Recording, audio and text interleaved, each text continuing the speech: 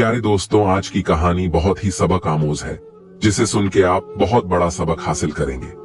क्योंकि एक बादशाह की शादी के कई साल तक उसकी कोई भी औलाद नहीं हुआ।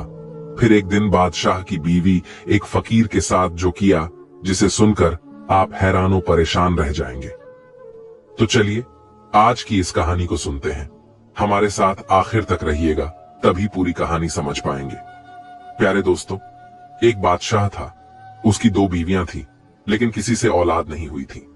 बादशाह ने हर चीज करके देख लिया था। डॉक्टर, हकीम, पीर फकीर, खैरात, जकात, सब कुछ कर लिया। शायद ही कोई ऐसी चीज रही हो जो बादशाह ने ना की हो। जिसने जो कुछ कहा इस पर अमल किया, लेकिन कोई भी अमल, कोई भी डॉक्टर, कोई भी दवा कुछ कारगर साबित ना हुई। आखिर में बादशाह बहुत मायूस हो गया और समझने लगा कि मेरी बीवी के मुकद्दर में औलाद है ही नहीं। फिर वक्त ऐसे ही गुजरता गया। बादशाह अपने औलाद ना होने की वजह से बहुत ज्यादा परेशान रहने लगा। एक दिन बादशाह के कानों तक यह बात पहुंची कि शहर में एक फकीर आया है जो हर किसी के लिए दुआ करते हैं और वह दुआ कबूल भी हो जाती है। वो बुजुर्ग बहुत ही पहुंचे हुए अल्लाह के नेक बंदे हैं। बादशाह ने सोचा, अगर ऐसी बात है तो उस फकीर से हम भी मिलना चाहते हैं। शायद हमारी भी दुआ कबूल हो जाए और हम भी औलाद जैसी नेमत से नवाज दिए जाए। जब बादशाह ने उस बुजुर्ग के बारे में सुना तो वह खुशी खुशी दौड़ता हुआ महल में गया और दोनों बीवियों से यह बात कही। बादशाह की यह बात सुनकर उनकी दोनों बीवियां बहुत ही ज्यादा खुश हुईं और वह दोनों फकीर के पास पहुंचने की तैयारियां करने लगीं। बादशाह दोनों बीवियों के हमराह फकीर के झोपड़ी में जा पहुंचे। बादशाह और उसकी दोनों बीवियां फकीर को सलाम किया। फकीर ने सलाम का जवाब देकर खामोश चुपचाप बैठे रहे। कुछ देर के बाद बादशाह ने खुद ही कहा, शाह साहब, मेरे यहां औलाद नहीं है। दुआ फरमाइए कि खुदा मेरी मुराद पूरी करे। फकीर कुछ देर तो चुप रहे, फिर उन्होंने कहा, खुदा के काम में किसी का इख्तियार नहीं। बादशाह ने कहा, खुदा अपने नेक बंदों की सुनता है और आप खुदा के नेक बंदे हैं। अगर आप खुदा से दुआ करें तो हमारा भी मुराद पूरी हो जाए। फकीर कुछ देर खामोश रहा, फिर बोला, अगर औलाद चाहते हो तो इसके लिए जान देना पड़ेगी। अगर जान देने के लिए तैयार हो तो कहो। फकीर की ये अजीबोगरीब बात सुनकर बादशाह और उनकी दोनों बीवियां घबरा गए। बादशाह की बात सुनकर तो बादशाह की छोटी बीवी सन्नाटे में आ गई, लेकिन बादशाह की बड़ी बीवी बोली, शाह साहब, अगर जान देने से मेरी औलाद हो जाएगी तो मैं जान देने को तैयार हूं। फकीर ने कहा, अगर लड़का चाहते हो तो बादशाह की जान जाएगी और अगर लड़की चाहते हो तो तुम दोनों में से किसी की जान देनी पड़ेगी। बादशाह की बड़ी बीवी ने कहा, शाह साहब, मुझे लड़की चाहिए। बादशाह अपनी बड़ी बीवी की मुंह से यह बात सुनकर हैरान हो गए कि मेरी बीवी औलाद के लिए अपनी जान तक देने के लिए तैयार हो गई है। चुनांचे फकीर ने थोड़ी सी मिट्टी उठाकर बादशाह और उनके दोनों बीवियों को दे दी और कहा, इसको सिरहाने पलंग के दाएं तरफ के नीचे रख देना। बादशाह की बड़ी बीवी मिट्टी दोनों हाथों में लेकर खुश हो गई। बादशाह की छोटी बीवी समझने लगी यह पागल हो गई है। बादशाह भी हैरान था। वह सोच रहे थे कि अगर बीवी ही ना रही तो फिर औलाद हुई या ना हुई एक ही बात है। बादशाह की बड़ी बीवी ने महल वापस जाने के लिए फकीर से इजाजत चाही। फिर फकीर ने कहा, जो मैंने बोला वह करना। फिर बादशाह और उनकी दोनों बीवियां महल पहुंच गईं।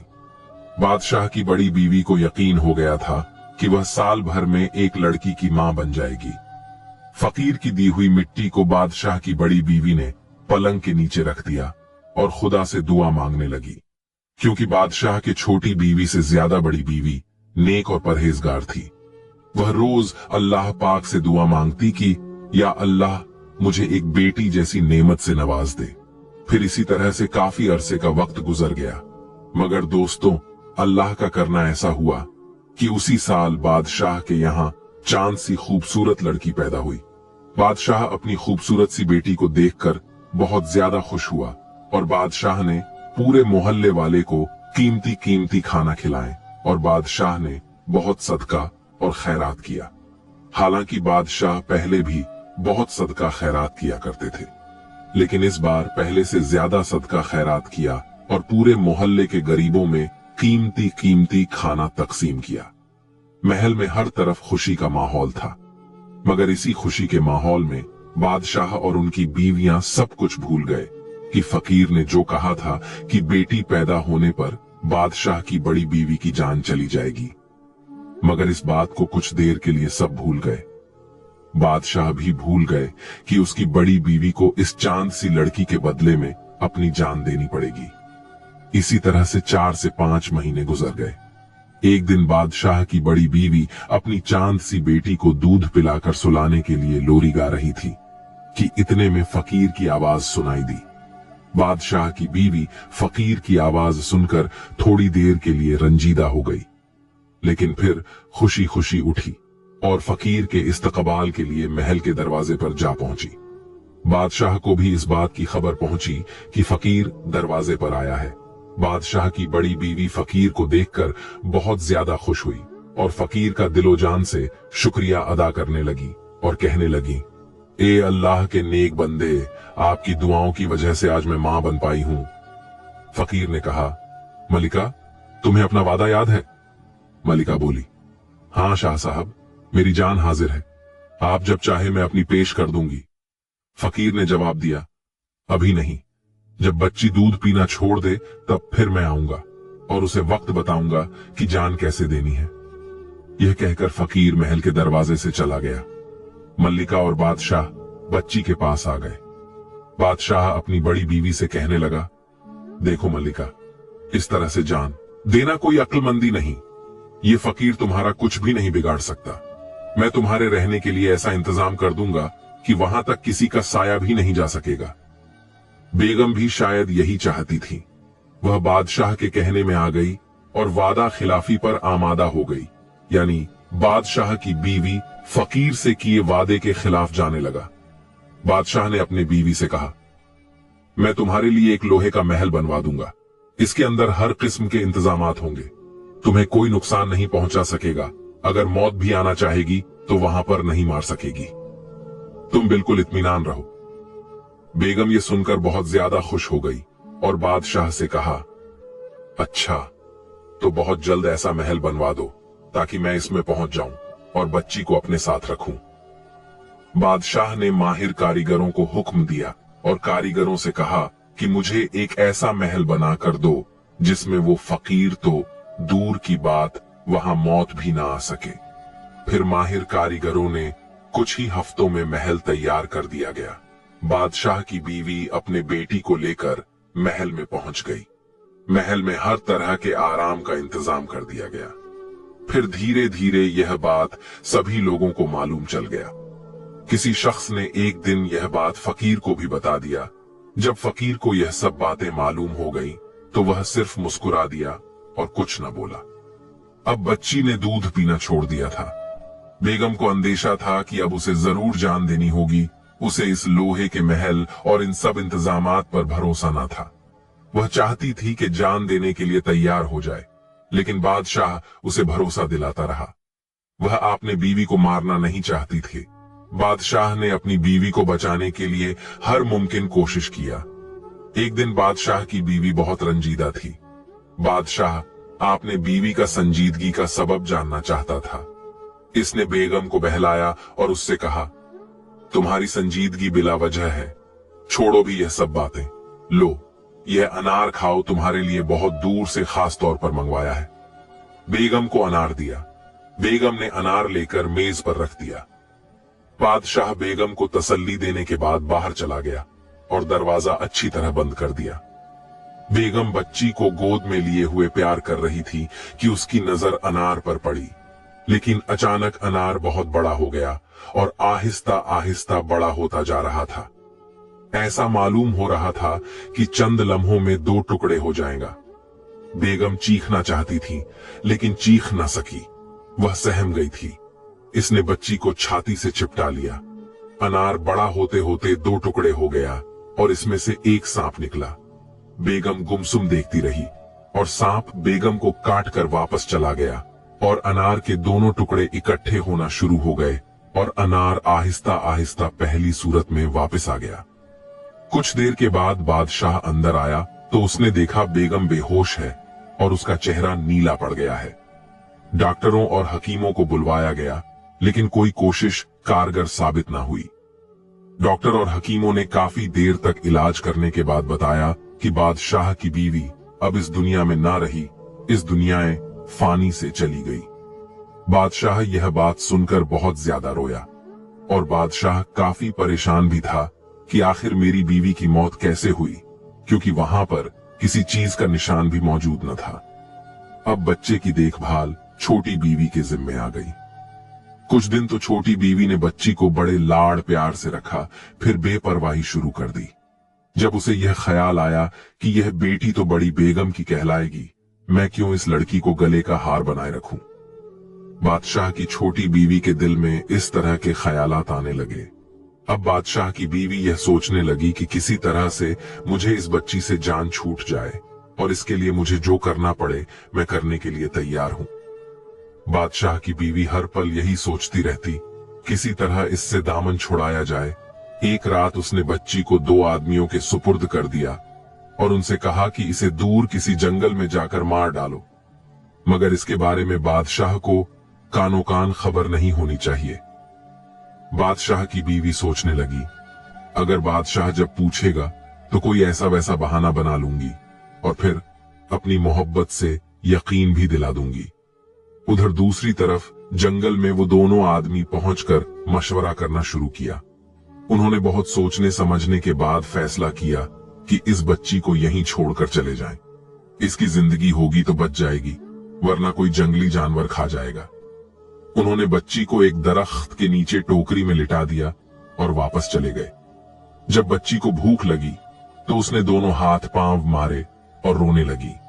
कहीं करीब ही एक हिरनी अपने बच्चों को दूध पिला रही थी। इसने आवाज सुनी तो वह इस दरख्त के नीचे पहुंची और बच्ची को चाट छाट कर प्यार करने लगी। बच्ची ने रोना बंद कर दिया। उसे महसूस हुआ कि उसे उसकी मां का प्यार मिल गया। अभी सुबह होने में देर थी कि एक लकड़हारा इधर आ निकला। इसने सोचा था कि सुबह होने से पहले ही लकड़ियां काट लाऊंगा, वरना जंगल से लकड़ियां लानी पड़ेंगी और ठेकेदार के आदमी पकड़ लेंगे। इसने देखा कि एक हिरनी टोकरी में रखे बच्ची को चाट रही है और बच्ची अंगूठा चूस रही है। हिरनी लकड़हारे को अपनी तरफ आते हुए देखकर भाग गई और लकड़हारे ने बच्ची को उठा लिया। उसे बच्ची बहुत प्यारी लगी।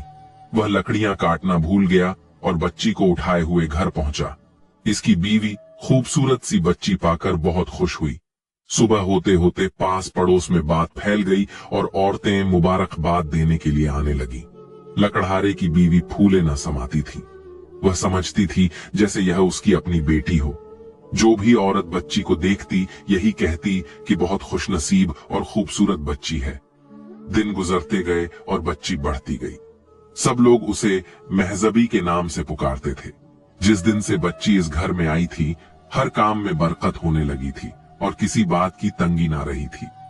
लकड़हारे की बीवी तो अपने बच्चों को ज्यादा प्यार करती थी और उनका ज्यादा ख्याल रखती थी, लेकिन लकड़हारा बच्चों से कहीं ज्यादा उस बच्ची का ख्याल रखता था और जब बाहर से आता था तो उससे पूछता था। इस बात से लकड़हारे की बीवी बच्ची से जलने लगी थी, लेकिन इसका कुछ बस ना चलता था। लकड़हारे के आगे पीछे चाहे उसे टेढ़ी आंख से देखें, लेकिन लकड़हारे के सामने उसका हौसला ना पड़ता कि वह बच्ची और अपने बच्चों में फर्क रखे। महजबी 11 बरस की हो गई थी। वह निगाहों के फर्क को महसूस करने लगी थी। एक दिन लकड़हारे की बीवी ने उसे जरा कड़ी निगाह से देखा। उसे तकलीफ हुई। वह तन्हाई में जाकर रोने लगी और रोते रोते सो गई। उसने ख्वाब में अपनी मां को देखा। मां उसके आंसू पोंछ रही थी और उसे प्यार से सुलाने की कोशिश कर रही थी। उसी दिन लकड़हारा बहुत खुश खुश घर वापस आया और बीवी को अशर्फियों की थैली दी। फिर पूछा, महजबी बेटी कहाँ है? जब से वह इस घर में आई है, इस घर के भाग जाग उठे हैं।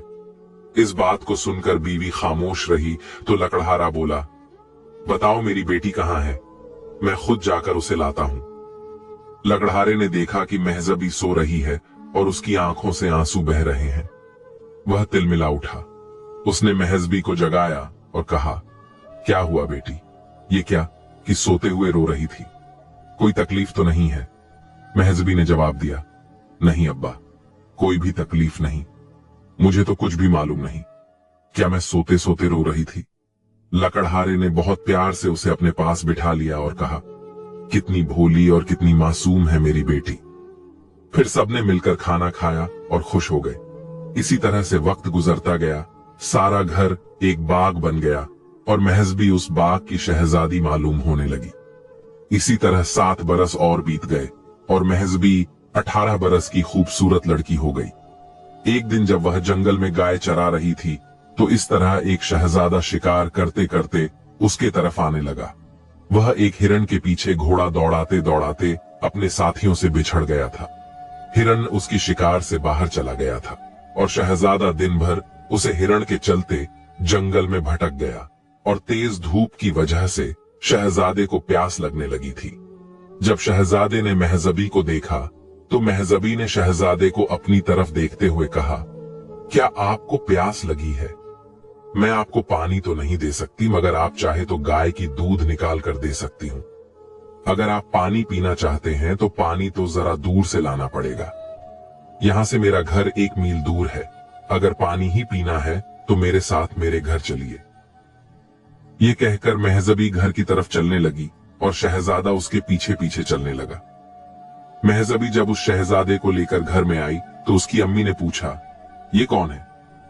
महजबी कहने लगी, अम्मा, ये मुसाफिर है। जंगल में रास्ता भूल गया था और बहुत प्यासा था। मैं इसे अपने साथ ले आई हूं कि इसे पानी पिला दिया जाए। लकड़हारे की बीवी ने मुसाफिर को देखा तो उसकी आंखें खुली की खुली रह गईं। वह शहजादा मालूम होता था। बहुत कीमती घोड़े पर सवार था और हीरे और जवाहरात के कपड़े पहने हुए थे। माथे पर खूबसूरत ताज नजर आता था। महजबी ने छाछ का कटोरा भरकर शहजादे को दिया और कहा, क्या आपको भूख लगी है? आप कहें तो मैं आपके लिए खाना पेश करूं। शहजादे ने मुस्कुराते हुए कहा कि मुझे सिर्फ प्यास लगी थी। फिर शहजादा वहां से रवाना हो गया। शाम को लकड़हारा घर आया तो बीवी को बहुत खुश पाया। उसने दरियाफ्त किया कि आज क्या मिल गया है जो जमीन पर पांव नहीं पड़ रहे हैं। पहले तो उसने टाल मटोल से काम लिया, फिर सारी दास्तान दोहरा दी और कहा, काश इस लड़के से मेरी महजबी बेटी की शादी हो जाए। शहजादा देखने में बड़ा खूबसूरत और फरमाबरदार लगता था। लकड़हारा बोला, आपने बीवी से बोला? अल्लाह ने चाहा तो हमें महजबी के लिए अच्छा लड़का मिल ही जाएगा। उधर जब शहजादा महल पहुंचा तो शहजादा के जहन उस लड़की में उसे लड़की का ख्याल आने लगा, क्योंकि महजबी बहुत खूबसूरत लड़की थी। शहजादा चाहता था कि उसकी शादी महजबी से हो जाए, लेकिन शहजादे को इस बात का डर था कि बादशाह सलामत उसकी शादी एक लकड़हारे की बेटी से कभी नहीं करेगा। शहजादे को यही धुन लगी हुई थी कि किसी तरह बादशाह को रजामंद किया जाए। इसने अपने दोस्तों से मशवरा किया, लेकिन कोई सूरत ना निकली। शहजादा बहुत परेशान था कि अब क्या करें। उसके दोस्तों में उसे सबसे ज्यादा अजीज वजीर आजम का लड़का था। वजीर आजम के लड़के को भी शहजादा बहुत ही अजीज था। उससे शहजादे की परेशानी ना देखी जाती थी। महल में भी यह खलबली मची हुई थी। शहजादा खाना पीना बहुत कम खाने लगा था और हर वक्त फिक्र में डूबा रहता था। बादशाह को भी इस बात की बहुत फिक्र हुई। इसने किसी तरह शहजादे से पूछना चाहा, लेकिन शहजादे की जुबान पर कोई बात ना आई। वह शर्म और डर की वजह से बात को टालता ही रहा। बादशाह ने इसके दोस्तों से भी पता लगाया, लेकिन उनसे भी उसे कुछ मालूम ना हुआ। वजीर से मशवरे हुए, लेकिन कोई नतीजा नहीं निकला। शाही तबीब को दिखाया, वह भी कुछ ना बता सके। एक दिन वजीर के लड़के ने अपने अब्बा जान से सब कुछ कह दिया और कहा कि शहजादे का इसके सिवा कोई और इलाज नहीं है। वजीर भी सोच में पड़ गया कि यह बात किस तरह किसी नतीजे पर पहुंचे। उसे भी कोई और रास्ता दिखाई ना देता था। इसने अपने लड़के से कहा, मुझे इस लकड़हारे के गांव में ले चलो, मैं इसको देखूंगा। मुझे ख्याल होता है कि वह लकड़हारे की लड़की नहीं है, वरना शहजादा इतना ज्यादा असर न लेता। यकीनन कोई ना कोई बात जरूर होगी। आखिर उन्होंने तय किया कि वह भेस बदलकर वहां जाएं और सब बातें मालूम करें कि वह लड़की लकड़हारे की है या किसी और की है। वजीर को यकीन था कि वह लड़की को देखकर इस नतीजे पर जरूर पहुंच जाएगा कि वह लड़की लकड़हारे की है या नहीं। अगर इसकी लड़की हुई तो इसमें लकड़हारे का या इसकी बीवी की कुछ ना कुछ बातें जरूर पाई जाएंगी। दूसरे दिन बाप बेटा दोनों देहातियों के भेष में लकड़हारे के गांव में पहुंचे तो उस वक्त शाम रात में तब्दील होने लगी थी। वजीर ने एक देहाती से दरियाफ्त किया कि इस गांव में चौपाल तो जरूर होगी। इस देहाती ने बताया कि यहाँ चौपाल नहीं है, बहुत छोटा सा गांव है और आबादी से बिल्कुल एक तरफ। यहाँ एक लकड़हारा रहता है। पहले वह जंगल से लकड़ियां काट कर लाता था, अपना और अपने बच्चों का पेट पाला किया करता था, लेकिन अब अच्छा कारोबार करता है। छोटे जंगलों का ठेका ले लेता है। जो मुसाफिर आता है उसके यहाँ ठहरता है। इसका घर चौपाल का काम भी देता है। बाप ने देहाती से और मालूम करना चाहा कि कितने अरसे में वह जंगल से लकड़ियां काटकर लाने वाले लकड़हारे से कारोबारी हो गया है। देहाती बोला, 12 से 13 साल पहले उसके यहाँ एक वक्त की रोटी होती थी और एक वक्त नहीं। उसे एक सुबह जंगल से एक छोटी सी बच्ची मिली। इस दिन से वह दिन रात फलता फूलता जा रहा है, जैसे इसके घर में सोना बरसने लगा हो।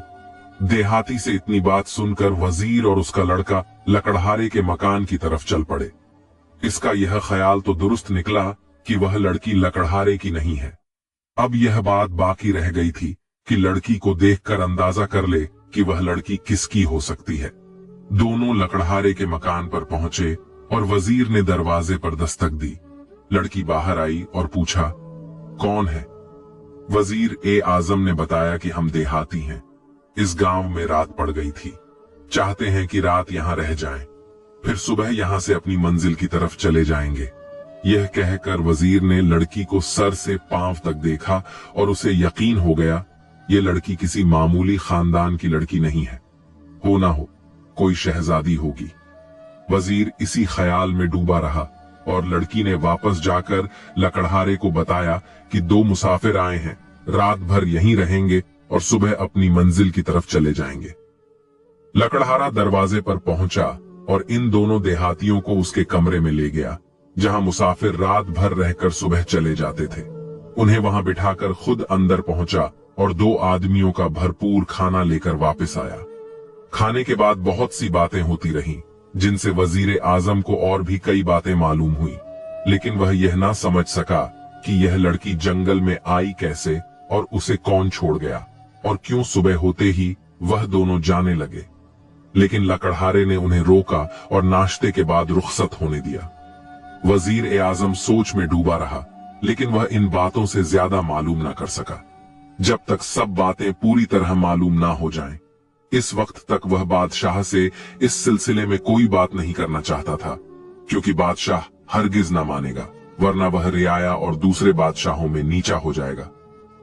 इसी सोच में सब थे। शहजादा और वजीर भी इसी सोच में थे और मलिका भी और शहजादे के सारे दोस्त भी। एक दिन यह खबर मशहूर हो गई कि रियासत में एक बहुत पहुंचा हुआ फकीर आया है। बादशाह ने भी यह खबर सुनी और मल्लिका ने भी। मल्लिका ने बादशाह से कहा और बादशाह ने वजीर ए आजम से मशवरा किया। आखिर यह बात तय हुई कि वजीर ए आजम फकीर के पास जाए और शहजादे का कोई इलाज पूछे, ताकि दरबार और महल की परेशानी खत्म हो। वजीर ए आजम उसी दिन फकीर के पास जा पहुंचा और जाकर चुपचाप होकर बैठ गया। जब बहुत देर हो गई और थोड़े से लोग बाकी रह गए तो फकीर से वजीर ने कहा, शाह साहब, मुझे कुछ अर्ज करना है। फकीर बोला, कहो, जो कहना है तुम्हें। वजीर ने निहायत अकीदत से कहा, यह लोग भी चले जाएं तो कुछ अर्ज करूं। फकीर ने जवाब दिया, अच्छा, तो इस वक्त तक बैठे रहो जब तक सब लोग चले ना जाएं। जब सब लोग चले गए, सिर्फ 1-2 आदमी रह गए तो वजीर ने कहा, शाह साहब, शहजादे का कोई इलाज कीजिए, उसकी वजह से महल में भी परेशानी है। यह बात सुनकर फकीर चुप रहा, जैसे वह शहजादे की परेशानी का सबब रूहानी ताकत से मालूम कर रहा हो। तकरीबन आधे घंटे के बाद वह बोला, शहजादा अच्छा हो जाएगा, लेकिन उसे उस लकड़हारे की लड़की से शादी करना होगी जो यहां से काफी दूर बादशाह की रियासत से बाहर एक जंगल में रहता है। अगर इसने शादी ना की तो इसकी जान को खतरा है। वजीर ने कहा, शाह साहब, ये कैसे होगा कि शहजादा और लकड़हारे की लड़की से शादी करें? फकीर ने कुछ सख्ती से कहा, हम और कोई बात नहीं बताएंगे, सब बातें वक्त पर मालूम हो जाएंगी। वजीर चुप हो गया और थोड़ी देर के बाद आदाब करके चला गया। वजीर दरबार में पहुंचा और बादशाह से तमाम बातें कह दी। यह बातें महल में पहुंची। हर तरफ यह जिक्र किया जाने लगा कि शहजादे को हर खतरे से बचाया जाए। मल्लिका ने जोर दिया, वजीर ए आजम ने जोर दिया और मुसाफिरों ने शाह साहब की बातों पर हर बार अमल करने के मशवरे दिए। जब कोई चारा ना रहा तो बादशाह हर तरफ से मजबूर हो गया और इसने वजीर ए आजम के जरिए लकड़हारे को पैगाम भेजा। लकड़हारा बहुत खुश हुआ, लेकिन उसने कहा, मैं बादशाह के शायराना शान नहीं हूं। वजीर ने कहा कि तुम इस बात को बादशाह पर छोड़ दो, इस बात को वह खुद सोचेंगे। लिहाजा शादी की तारीख मुकर्रर हो गई और तैयारियां शुरू हो गई। बादशाह की तरफ से बहुत सी चीजें लकड़हारे को भिजवा दी गईं, ताकि उसे किसी बात की कमी महसूस ना हो और सब काम जैसे होने चाहिए वैसे हो जाएं। जंगल कटवा दिया गया और दूर दूर तक खूबसूरत कालीन फैला दिए गए। बहुत सी खूबसूरत कोठियां और बहुत से छोटे बड़े महल बनवा दिए गए। चंद दिनों में वह इलाका भी एक राजधानी की तरह शानदार हो गया। मुकर्रर क्या हुआ, दिन भी आ गया। महजबी और शहजादे की धूमधाम से शादी भी हो गई। महजबी, जो पहले लकड़हारे की लड़की थी और झोपड़ी में रहती थी, अब वो बादशाह के महल में पहुंच गई। लकड़हारे की एक छोटी सी रियासत हो गई। बादशाह ने वह इलाका अपने अफसर से उसे दिलवा दिया। महजबी और शहजादा बहुत खुश हो गए। फिर इसी तरह वक्त गुजरता गया। साल भर के बाद शहजादे का एक चांद सा लड़का पैदा हुआ। खूब खुशियां मनाई गई, हर जगह जश्न हुए। बादशाह की रियासत में भी और लकड़हारे की रियासत में जब जश्न मनाए जा रहे थे, उस वक्त फकीर महल के दरवाजे पर गया। महल के अंदर इत्तला भेजी कि फकीर दरवाजे पर खड़ा है। मल्लिका ने बहुत कुछ लौंडी के हाथ खैरात के तौर पर भिजवा दिया।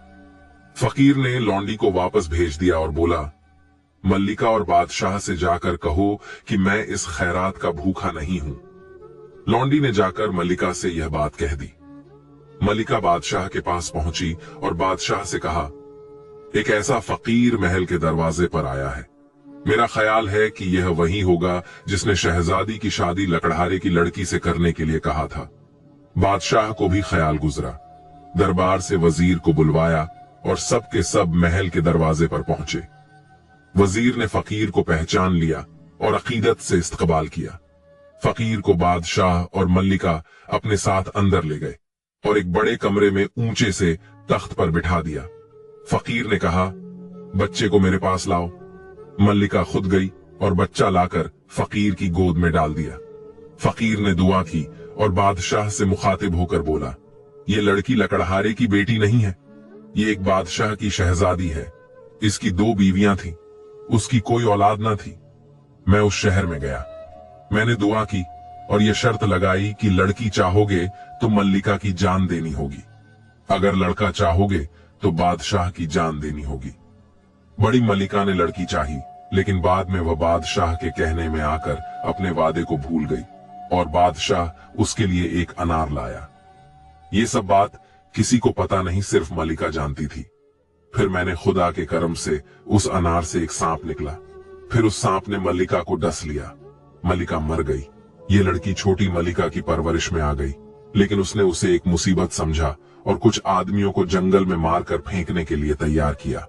वह आदमी खुदा के खौफ से डरे और उस लड़की को जंगल में जिंदा छोड़ गए। वहां से यह लकड़हारा इस लड़की को उठा लाया। यह खुदा का हुक्म था। बादशाह, तुम्हें यह बच्चा मुबारक हो और यह होनहार शहजादी जो तुम्हारी बहू बनी है, तुम्हें इसके लिए मुबारक हो।